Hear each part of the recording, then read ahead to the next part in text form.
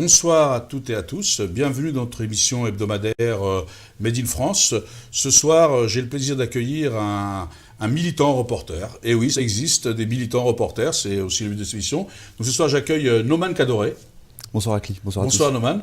Merci d'avoir accepté de venir. Parce que, merci à toi. On ne vous voit pas assez suffisamment à mon goût dans les médias. Hein? C'est vrai que je suis souvent de l'autre côté de l'objectif. C'est ça, hein? Donc voilà. Mais je sais que vous êtes très suivi, les gens vous apprécient.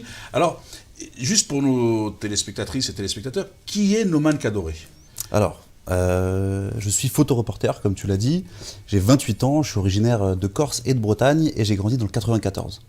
Et depuis maintenant 10 ans, je fais de la photo et je revendique une photographie sociale et engagée. Donc j'essaye de mettre en avant, grâce à la photo, celles et ceux qui luttent. Oui, on voit bien, d'ailleurs, vous êtes toujours sur les choses un peu difficiles, comme les sans-papiers, les gens à Calais. Vous pouvez nous... Parce que vous avez peu de moyens, en fin de compte, vous. Alors, moi, j'ai pas de moyens. C'est difficile quand on choisit ce genre de photos de distribuer dans la presse mainstream, on va dire.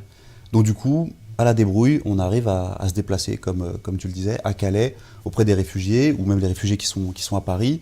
Et sinon, je travaille beaucoup sur les questions de violence policière. L'idée étant en fait, d'aller rencontrer les gens et de leur donner la parole et de les mettre en avant. Et parfois, en effet, sans budget. Oui, alors on va y venir parce que vous travaillez avec Fumigène Mag. D'ailleurs, si les gens nous écoutent et qui veulent aider à diversifier les médias, parce que c'est aussi ça, c'est le droit de l'expression. On peut avoir des désaccords, mais tous les gens ont le droit de s'exprimer. Eh ben, ils peuvent faire de la pub ou faire des dons aussi à Fumigène Mag. Ils peuvent contribuer, non, maintenant? Ils peuvent. Fumigène Mag, c'est donc un magazine, rapidement, qui a été créé en 2000 par Raphaël Yem, qu'on a relancé en 2015 en format complètement gratuit. Et donc on distribue, en fait, on a un relais de distribution dans toute la France. C'est fait par des gens de quartier populaire, à destination de toutes et tous, mais avec pour ambition d'aller chercher des jeunes des quartiers qui ne lisent pas ou qui lisent plus, et d'aller chercher avec des sujets qui les intéressent. Et l'idée étant de mettre, un petit peu comme cette émission, en avant des choses positives dans nos quartiers populaires. C'est pour ça que je dis que s'il y a des gens qui peuvent aider Fumigène Mag, parce que c'est aussi vos frais de déplacement, c'est aussi... Parce que c'est vrai que les gens ne s'en rendent pas compte. Moi, je vous suis, j'aime beaucoup vos photos, vos indignations, vos coups de gueule, et je trouve que les gens devraient vous suivre un peu plus, mais en fin de compte, vous n'avez pas beaucoup de moyens, quoi. C'est ça le vrai souci, non? Non, financièrement, c'est compliqué. On ne va pas se mentir. Aujourd'hui, faire ce type de photos, ce type de médias, ça reste très marginalisé. Même les grands médias nous mettent dans une case, en fait, nous mettent dans la case, voilà, ils sont engagés, donc c'est des militants, donc on va un peu les mettre de côté, les boycotter. Mais nous, on est persuadés d'être aujourd'hui dans le vrai parce que ce qu'on porte, ce qu'on met en avant, ça a de l'écho auprès des gens, et finalement, c'est ce qui nous importe le plus. Oui, parce que c'est vrai que le travail que vous faites est quand même important pour montrer dans cette société aussi les choses qui ne vont pas. Parce qu'il y a des gens qui voudraient mettre un voile. C'est pas parce qu'on met un voile, il n'y a pas son jeu de mots avec les débats sur le voile, mais c'est pas parce qu'on met un voile sur les choses que les choses sont réglées. Les choses, elles existent. Donc vous, en fin de compte, vous faites un travail d'intérêt général, contrairement à ce que l'on voudrait vous faire croire. On essaye. C'est vrai qu'il y a des gens qui ont tendance à essayer de cacher le problème sous le tapis. Nous, on prend le problème, on le met en avant et on explique qu'en effet, des gens qui vivent dans des situations indignes, qu'il y a tous ces dérèglements qui se passent dans notre société aujourd'hui. Donc on essaie de les mettre en avant pour les dénoncer, les montrer. Et une fois qu'on a dénoncé, une fois qu'on a passé ce cap-là, proposer aux gens une solution pour qu'ils puissent finalement prendre conscience et s'engager par la suite. Mais c'est vrai que moi je vous vois des fois sur des scènes, sur des choses, vous prenez quand même beaucoup de risques parce que vous êtes quand même assez chassé, si je puis dire. Alors c'est vrai que quand on fait ce genre d'image, ça déplaît principalement à la police, parce que quand on dénonce certaines méthodes censées être interdites, mais quand on voit que la police le pratique quand même, on est en effet empêché, parfois physiquement, parfois juridiquement, de faire notre travail, et ça rend les choses encore plus compliquées.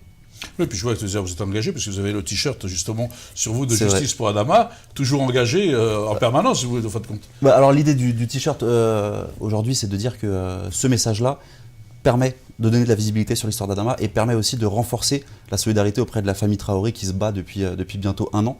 Et donc pour moi, c'est quelque chose qui est extrêmement important, c'est de porter le plus possible à mon niveau la voix des familles qui vivent avec la perte d'un être cher. Oui, donc oui, ça vous le faites, et j'ai vu sur les réseaux sociaux, vous êtes assez actif, vous avez mis de belles photos. J'ai vu surtout, là, mais pour dénoncer la situation des migrants. Oui.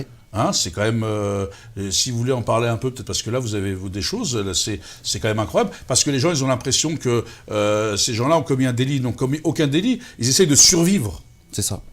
C'est ça, Ok. en fait. Alors, nous, on prend le principe de parler de réfugiés, parce que c'est des gens qui se réfugient, qui cherchent refuge quelque part. Bien sûr. Et avec mes collègues Eros Sana et Julien Pitinome de Fumigène, on a essayé de couvrir le plus possible les campements sur Paris, la manière dont les campements sont démantelés très régulièrement, donc la manière dont, finalement, dès qu'ils s'installent quelque part, les autorités viennent, les chassent, les arrêtent, les violentent et détruisent tout ce qu'ils ont pour s'abriter. Et on est allé aussi jusqu'à Calais plusieurs fois pour témoigner de cette réalité. Et la réalité, c'est que en périphérie de la ville de Calais, il y avait 10 000 personnes qui vivaient là, dans des conditions extrêmement indignes, avec des maladies, des rats, des ordures. Et ces gens-là, en fait, sont venus jusqu'en France pour finalement traverser la France, aller souvent en Angleterre, la plupart du temps, et ils se retrouvent parqués comme ça, dans des conditions extrêmement indignes. Donc c'était important pour nous d'y aller et de témoigner de cette réalité-là. Oui, parce qu'en fin de compte, il y a aussi des femmes, des enfants. Ce sont des gens qui fuient la guerre, qui essaient de survivre. C'est ce que vous avez démontré à chaque fois, non? Le plus souvent, en fait, l'idée, c'est de vraiment redonner de la dignité à ces gens-là qui sont oubliés ou qui sont marginalisés à un degré extrême. Là, c'est le terme que je reprends souvent quand vous êtes dans vos actions, dans vos photos. Je trouve que vos photos, elles essaient de redonner de la dignité aux gens. C'est-à-dire que parce que faire parler des gens, c'est leur donner déjà de la dignité. C'est-à-dire, il existe, c'est un objet de discussion. Aujourd'hui, on voudrait, dans notre société, les éviter, les voiler. Ce que vous dites, quand on les chasse, c'est pour pas qu'on les voie. Cacher ce que je ne saurais voir. C'est un peu ça, aujourd'hui, votre bataille avec les services publics, un peu, non? C'est vraiment ce qu'on essaie de faire. C'est que aujourd'hui, quand politiquement, on nous fait croire que le problème est résolu à Calais parce qu'il n'y a plus de réfugiés, mais politiquement, les 10 000 personnes qui étaient à Calais, où est-ce qu'elles sont aujourd'hui? Il y en a beaucoup qui sont arrivés à Paris, devant les centres d'hébergement. Les autorités les repoussent un peu plus loin, on pense qu'il n'y en a plus, et il suffit de faire le tour du périphérique pour voir qu'en fait, ils sont non plus à Porte de la Chapelle, mais qui sont de l'autre côté et qu'ils habitent véritablement sur les bretelles du périphérique. Et donc ça, c'est important de le montrer, et le plus possible, voilà, sur le thème de dignité, on essaye de... L'idée, c'est ça, c'est que les gens puissent exister à travers nos photos. Et malheureusement, des gens que souvent les médias, en tout cas la plupart des médias, essayent de nous faire oublier. Et c'est vrai aussi que souvent, ils empêchent la distribution de colis alimentaires, de repas, etc. Il y a une volonté de ne pas... d'empêcher que vous puissiez faire que les gens fassent des distributions? Il y a des arrêtés, carrément à Calais, il y a des arrêtés locaux, préfectoraux, qui interdisent des bénévoles de distribuer de la nourriture et de l'eau aux réfugiés. Et donc du coup, pour faire respecter ces arrêtés, il y a des CRS qui viennent physiquement et qui arrêtent des bénévoles, qui empêchent les gens de filmer. Là, très récemment, il y a une petite vidéo qui circule, on voit quelqu'un qui filme, en fait, un simple citoyen qui filme, à savoir que filmer la police en intervention, c'est légal, c'est complètement autorisé, sauf les polices d'exception comme le RAID ou le GIGN, mais là, c'était pas le cas, et on voit ces policiers qui attrapent les téléphones, qui empêchent les gens de filmer, qui empêchent les gens de témoigner. Et donc on a véritablement une aberration de voir qu'en 2017, finalement, donner à manger ou organiser une distribution co-organisée avec des réfugiés, ça devient un délit. Alors que le bon sens voudrait que ce soit la norme, finalement. La solidarité, puisque c'est ce qu'on nous enseigne, non? On est bien en train d'essayer des enfants en disant il faut que tu respectes l'autre, il faut que tu sois solidaire. Et les gens qui sont dans le respect, la solidarité, la dignité, ils sont pourchassés, quoi. Ils sont pourchassés. Ils remplissent aujourd'hui, il y en a qui remplissent les statistiques de délinquance et de places en prison.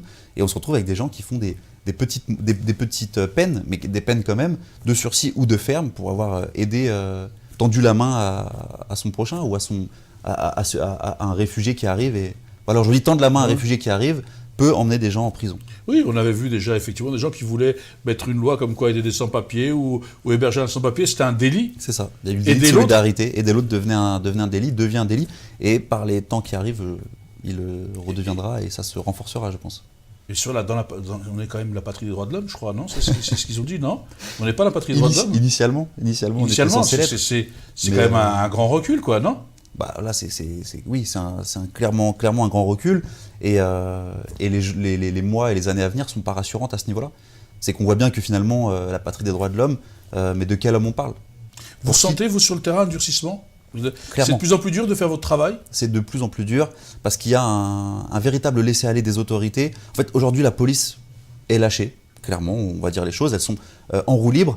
Et il y a un durcissement de l'extrême droite en France, on l'a vu dans les urnes, on le voit en partie aussi dans la rue, avec finalement une banalisation des propos d'extrême droite, et notamment, encore une fois, dans les rangs de la police, on entend très régulièrement des insultes racistes, des insultes vraiment xénophobes qui sortent des rangs de la police. Et ça, pour être sur le terrain au quotidien, on le voit et c'est inquiétant. C'est inquiétant parce que normalement il doit y avoir une déontologie. Je ne peux pas se trouver dans la police. La police est là pour justement protéger les citoyens.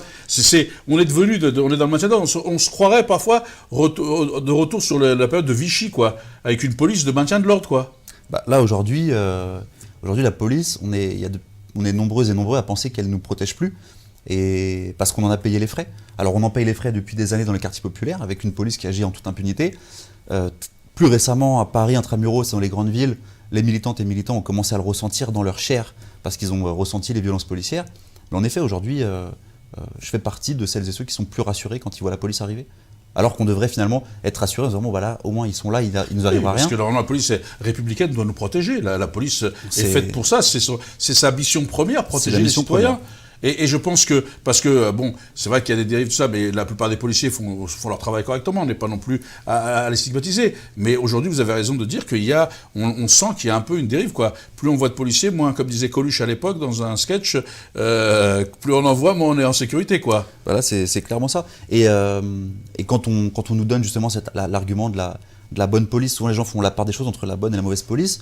Moi, j'attends de cette bonne police, si elle existe, qu'elle se désolidarise. Qu'elle se désolidarise quand, comme on le fait pour tout le monde. Quand 3 gendarmes mettent leur poids de 3 hommes armés sur Adama et qui décèdent. Quand des policiers interpellent Théo et que Théo explique qu'il s'est fait violer par cette police. J'attends de cette bonne police, si elle existe, qu'elle se désolidarise, qu'elle se montre et qu'elle puisse dire voilà, c'est pas nous. Et que ça, c'est pas nous, quoi. C'est ça, police, et que ces policiers-là puissent être jugés et condamnés pour les crimes qu'ils ont commis. Aujourd'hui, avec l'impunité qu'il y a face à la police, on ne peut que généraliser et se dire qu'en face de nous, lorsqu'il y a un gardien de la paix qui est censé garder la paix, potentiellement cette personne-là a déjà tué ou va tuer ou en tout cas sera protégée si elle tue. Et moi, en tant que photoreporter sur le terrain, en étant en contact très régulièrement avec la police, en contact physique, c'est des choses qui ne me rassurent pas. Donc aujourd'hui, voilà, quand je vois la police arriver, je préfère m'éloigner plutôt que prendre le risque qu'il m'arrive un souci.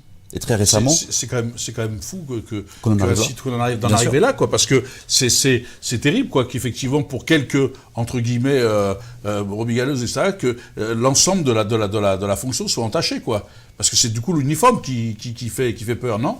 C'est l'uniforme qui fait peur, mais encore une fois, tant qu'il n'y aura pas une réponse politique et juridique sur ces quelques ou un peu plus que quelques brebis galeuses, tant qu'il n'y aura pas cette réponse-là, eh ben on sera obligé finalement de craindre.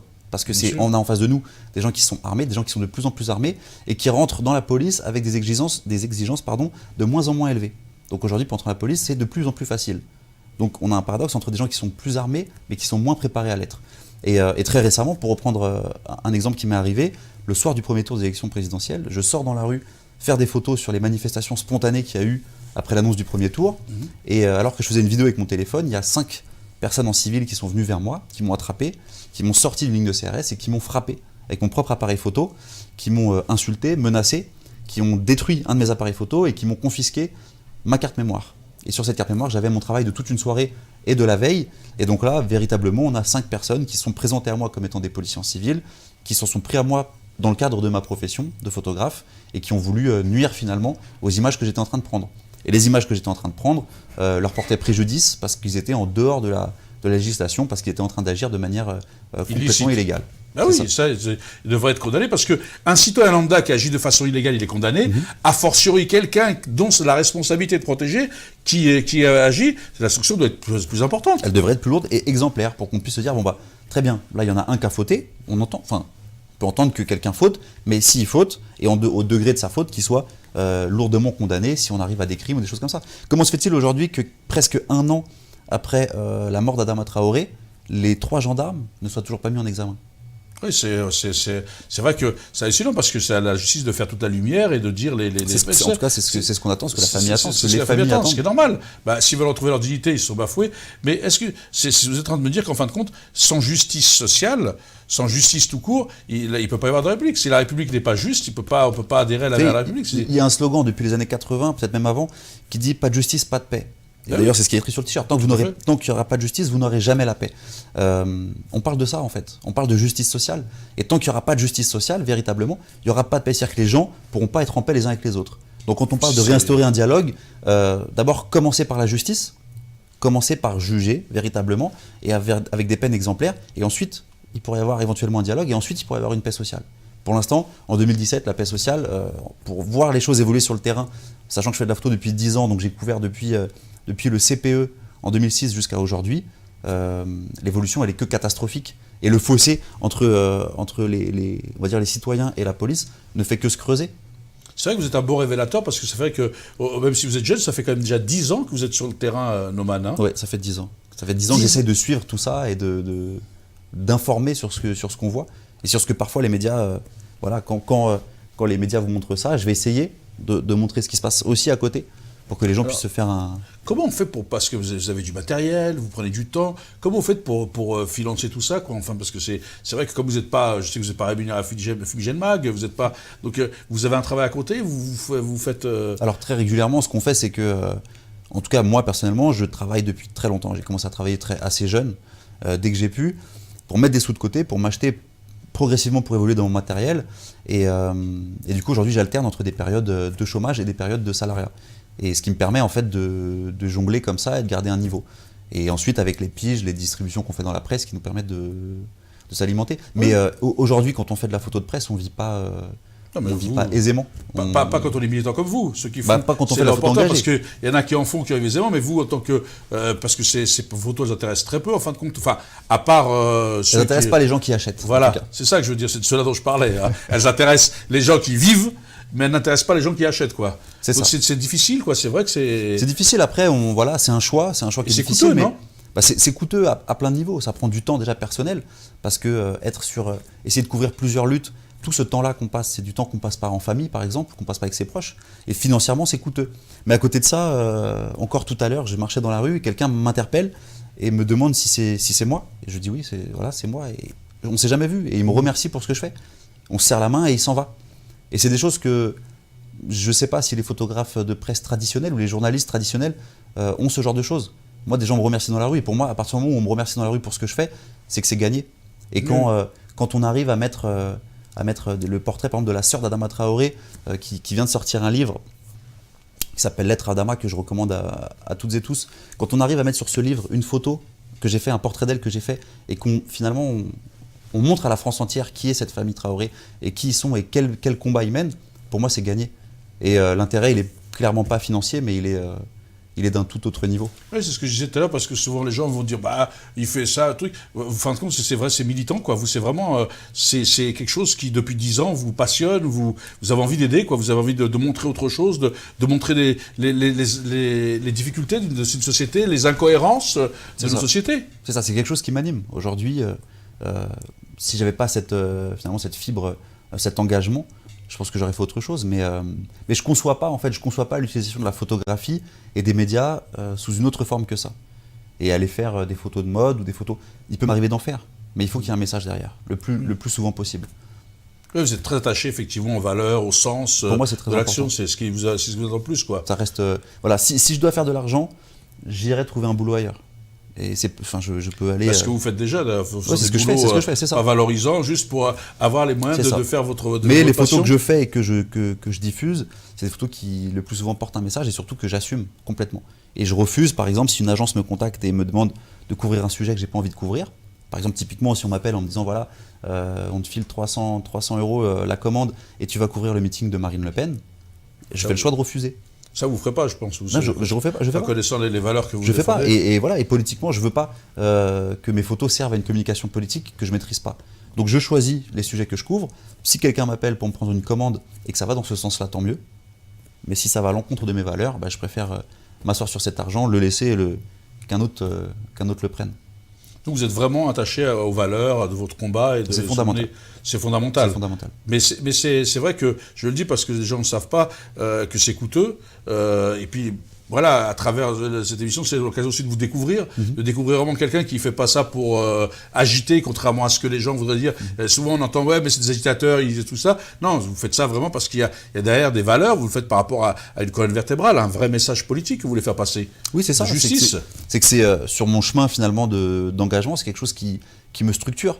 Et financièrement, encore une fois, on revient dessus, c'est compliqué quand la police m'arrête le soir du premier tour et devant moi prend un de mes appareils photo, le fracasse au sol. J'ai mis plusieurs semaines avant de pouvoir me le racheter, alors qu'on parle d'un appareil d'occasion à 350 €. Mais c'est parce que cette somme-là, elle ne me vient pas par la presse. Donc forcément, c'est des choix qui sont très coûteux, mais qui sont... dès lors qu'on a une ligne à avoir, une ligne à tenir, et ben on s'y tient. Et je peux aujourd'hui, en 10 ans de photos, systématiquement regarder dans la glace en étant fier de ce que j'ai fait et en étant fier des gens que j'ai représentés. Et les témoignages que j'ai vont dans ce sens-là. Donc, Mais c'est marrant, où sont ces gens, Neumann, ces indignés qui se battent toujours en disant la liberté de la presse, la liberté d'expression, et qui ne la tolèrent pas pour d'autres, pour des reporters comme vous, ou comme toi, pardon. Ils sont où ces indignés qui sont toujours en train de nous sermonner sur la liberté et qui donnent d'ailleurs même pas la parole? Souvent, en fait, ce qu'on fait, ça peut déranger. Donc du coup, ils vont nous ranger dans une case. Ils vont dire, bon, lui, en fait, ok, il s'est fait arrêter, ok, il s'est fait taper, ok, ils lui ont cassé son matériel, mais il est trop engagé ou on l'entend trop parler.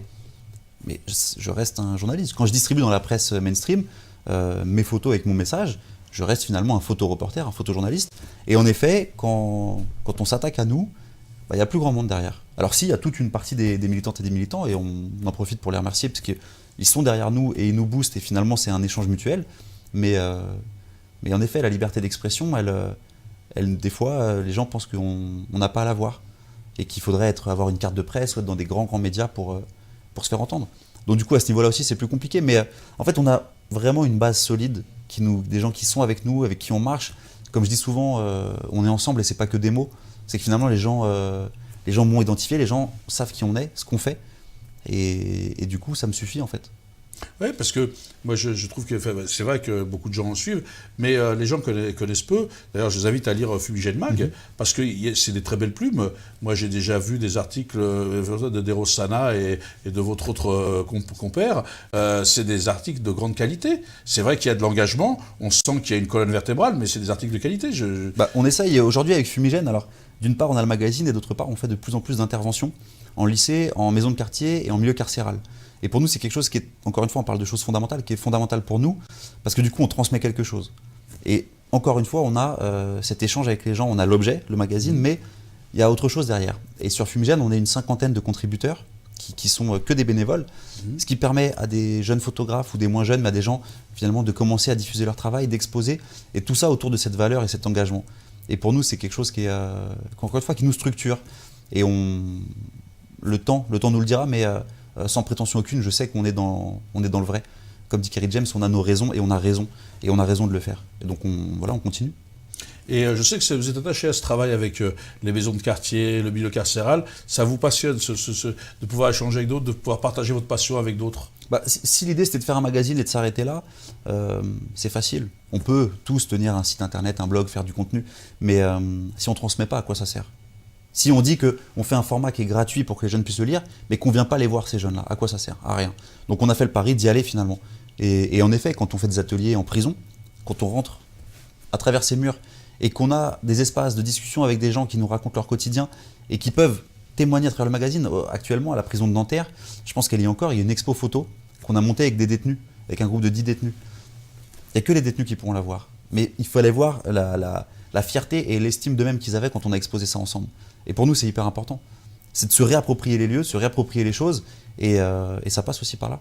Et c'est intéressant parce que c'est en filigrane dans votre message, c'est toujours la dignité, quoi. Y compris quand on est détenu, il faut pas. Si les gens perdent leur dignité, forcément, on crée un terreau fertile à toutes les dérives. Bien sûr. C'est ça le message. Sûr. En prison, c'est de redonner de la dignité aux gens. Pas parce qu'on a commis un délit, qu'on est incarcéré, qu'on doit perdre la dignité. On reste un être humain. Si on veut que demain ces personnes puissent se réinsérer, retrouver leur place, il ne faut pas qu'elles perdent leur dignité. C'est le travail que vous. Bien sûr. Et en prison, mais pas que, aussi dans les camps de réfugiés ou dans la rue, il y a une politique de déshumanisation des gens.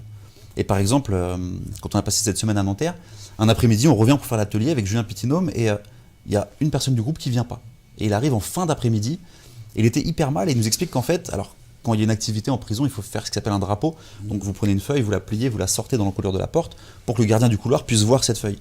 Et toute l'après-midi, ce gardien dans ce couloir en fait, a rabattu le drapeau dans la cellule de cette personne. Et à un moment donné, il a ouvert, il lui a dit qu'on n'était pas revenu. C'est-à-dire qu'on était parti en pause déj et qu'on n'était pas revenu pour faire l'atelier de l'après-midi. Il fallait voir l'état de tristesse dans lequel on a retrouvé cette personne, qui toute l'après-midi attendait que ça, avec un détenu, juste pour appliquer son pouvoir de petit chef, lui a fait croire qu'on n'était pas revenu. Et voilà, encore une fois, on parle de dignité, on parle d'humanité. Et finalement, donc on lui a expliqué qu'on était là, le lendemain il a pu revenir, et quand on a fait l'expo, c'était l'accomplissement de quelque chose qui était très très important pour eux. Et peu importe, je dirais, peu importe qu'ils soient en prison ou dans la rue ou dans une maison de quartier, ça reste des êtres humains. Il y a aucune... un réfugié ou... Mais évidemment, il n'y a pas de différence en fait. Il n'y a pas de différence, et on parle de fraternité, mais on est dedans en fait. C'est que voilà, à partir du moment où on partage des valeurs, et ben on y va. Peu importe si tu as fait une connerie ou 10 conneries avant, c'est pas grave. En plus, là, pour le coup, ils payent leurs dettes. Donc on va pas, nous, en plus, les juger. Alors qu'on peut mener quelque chose avec eux. Bah, de toute façon, comme dirait l'autre, si on veut avancer, j'ai entendu souvent des réflexions disant c'est ceux qui pardonnent qui sont les plus intelligents, se disant qu'ils auraient d'avancer. Mais alors pourquoi on pardonnerait on pardonne aussi à géométrie variable, vous pensez? Bien sûr. Bah, bien sûr. Quand on voit, là, vous savez, en prison, aujourd'hui, la plupart des gens qui sont là, c'est des gens qui avaient un peu de shit sur eux ou qui ont fait des petites conneries. Alors que, au-dessus de nous, on a des gens qui nous gouvernent, qui sont pardonnés, pardonnables, excusables, alors qu'ils ont détourné des sommes incroyables. Donc évidemment qu'on pardonne à géométrie variable. Donc c'est vrai que vous êtes en train de dire qu'effectivement, il faut que cette République devienne exemplaire, il faut montrer... Il y a un devoir d'exemplarité si on veut avancer ensemble. Mais on devrait. Aujourd'hui, surtout dans les quartiers populaires, on grandit ensemble. Il y a un mélange, on grandit ensemble, les cultures se mélangent, tout ça. Et on a une gouvernance qui méprise les gens, qui divise les gens et qui crée des clans. Mais c'est plus la réalité du terrain. Comment alors, parce qu'on l'a vu sur chaque fois, comment un jeune du Val-de-Marne, hein, on est dans notre territoire, d'origine corse et bretonne, bon, le breton ça me parle, mais en tout cas c'est la sonorité, hein, c'est les Indes et les Celtes, hein, c'est le celtique. Comment un jeune qui de ce parcours se passionne comme ça contre ces inégalités, pour cette justice, pour cette soif de dignité? Je ne sais pas comment, mais c'est un parcours de vie, c'est des choses évidentes. C'est-à-dire que moi, malgré le fait que je sois blanc, par exemple, quand je montais sur Paris, le mercredi, le samedi, je me faisais systématiquement contrôler par la police. Jusqu'au jour où, à 14 ans, je me suis fait contrôler de manière très violente par la police. Et en parlant autour de moi, j'ai des potes qui m'ont dit « Ah, mais toi, t'es blanc, moi, ça m'arrive 10 fois par jour. » Et là, on prend conscience des trucs et on se dit qu'en fait, c'est pas normal. Et qu'il n'y a aucune raison, avec des ancêtres qui se sont battus pendant la Seconde Guerre mondiale, pour que finalement la France puisse être une France mélangée, une France métissée. Il n'y a aucune raison que nous on laisse faire ça. Et du coup, il y a des choses comme ça qui révoltent. L'avancée de l'extrême droite, ça me révolte. Le fait qu'il y ait aujourd'hui des groupuscules d'extrême droite qui puissent marcher dans les rues de Paris, c'est des choses qui me révoltent de par mon histoire, de par le fait qu'on a grandi ensemble en fait. Et que quand on était petits, ça nous paraissait évident que dans nos classes, dans nos voisinages, il y avait de tout. Alors pourquoi aujourd'hui on se tairait finalement quand on voit qu'une religion va être mise de côté, qu'une couleur de peau va être... Non, on est ensemble. Donc c'est un parcours évident. Vous avez envie de leur dire quoi aux gens qui nous regardent? Vous avez un message d'engagement? Vous avez quelque chose à... Juste leur dire que finalement, tendre la main à quelqu'un à côté de soi, c'est pas grave, c'est quelque chose qu'il faut faire et qu'il faut qu'on arrête de détourner le regard. Trop facilement, aujourd'hui, même dans le métro, on enjambe les gens qui dorment, sans savoir s'ils dorment ou s'ils sont morts. Que trop facilement, quand on est au feu rouge, on préfère ne pas regarder le réfugié syrien ou la famille roumaine qui est là. Peur de devoir donner un peu. Ouais, mais il suffit de leur faire un signe de la main et de leur dire qu'on est désolé. Et moi, systématiquement, quand je leur dis que je suis désolé, ça se passe bien. On échange un sourire et c'est, encore une fois, une question de dignité, d'humanité. Un sourire échangé, c'est toujours mieux qu'une tête retournée ou qu'un soupir, parce que nous, on a notre petit confort à notre petite voiture. Mais il faut juste se repositionner sur le fait que finalement, même en termes de frontières, les frontières ont été créées par l'homme et qu'on n'est personne pour revendiquer qui a le droit d'être là ou de ne pas être là. Et que finalement, on est tous ensemble. Donc si on veut que ça aille mieux, il faut juste tendre la main et montrer ces choses-là. Et aujourd'hui, on a tous dans la poche un téléphone pour montrer ces choses-là, ces injustices-là. Et donc, faisons-le. En tous les cas, Nouman Ghedoré, merci d'avoir accepté. Merci parce beaucoup, que c'est pas un exercice simple de parler de soi, de son engagement. Je sais qu'effectivement, c'est toujours difficile, mais vous l'avez fait, donc c'est bien. Et en tous les cas, j'espère que vous allez continuer longtemps. Je souhaite longue vie à ce magazine Fugel Mag, à vos deux autres complices que je salue au passage. Et j'espère que on vous retrouvera dans l'action qui est importante. Et en tous les cas, je pense que comme la personne que vous avez croisée, moi aussi, je vous remercie merci de nous donner à voir ce que certains voudraient rendre invisible. Merci de rendre l'invisible visible. En tous les cas, merci pour votre combat et votre engagement. Donc, Noman, ça va être donc là le tour, donc Saraf Tolkom, hein, c'est universel, hein, parce que c'est genre tout ça. Vous pouvez partager avec eux. D'ailleurs, on invite tout le monde à partager des repas, quelle que soit votre croyance ou pas. Hein. Voilà, donc écoutez, en tous les cas, merci de nous avoir suivis. Bonsoir à toutes et à tous, et rendez-vous la semaine prochaine, toujours à 20h, avec un nouvel invité. Bonsoir et à bientôt.